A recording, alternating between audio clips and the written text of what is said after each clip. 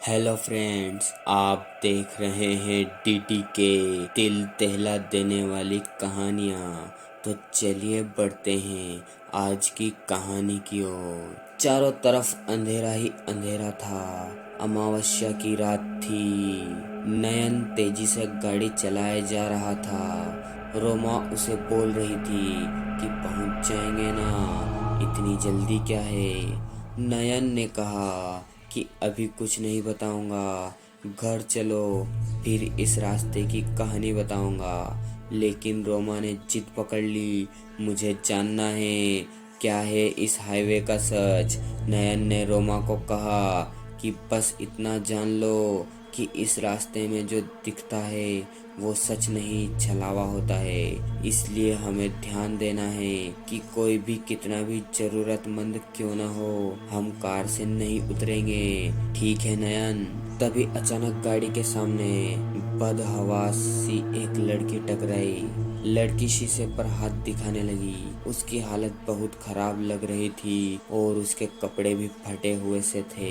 नयन ने रोमा को कहा, ये हमारी आंखों का धोखा है, तुम ध्यान मत दो। रोमा गुस्से में बोली, ये लड़की मुसीबत में है, तुम कैसी बात कर रहे हो। मैं सही बोल रहा हूँ, ये लड़की हमारी आंखों का धोखा है, तुम बात को समझो। हम अगर गाड़ी से उतर गए तो हमारी जान को खतरा है। मैंने इस जगह के बारे में दादी से बहुत सी कहानियाँ सुनी हैं। नयन ने रोमा को समझाते हुए कहा, वो सब मुझे नहीं सुनना, तुम नहीं जा रहे हो तो मैं जा रही हूँ उस लड़की की मदद करने। गुस्से में बोलती हुई रोमा गाड़ी से उतर कर गई। गाड़ी से बाहर निकलते ही वो लड़की गायब हो गई।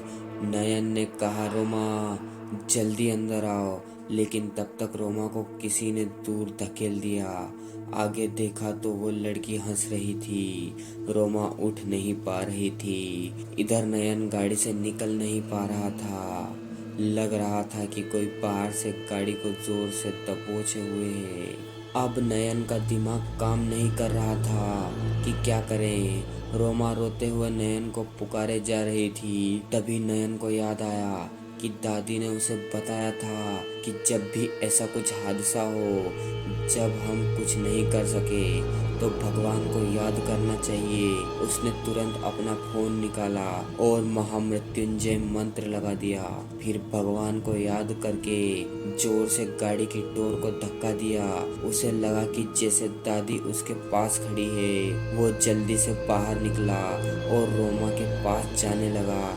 जैसे जैसे वो रोमा के पास जा रहा था, रोमा दूर होते जा रही थी। तभी रोमा को लगा किसी ने उसके कानों में कहा, अपने मंगलसूत्र को प्रणाम करो और हनुमान चालीसा का जाप करो।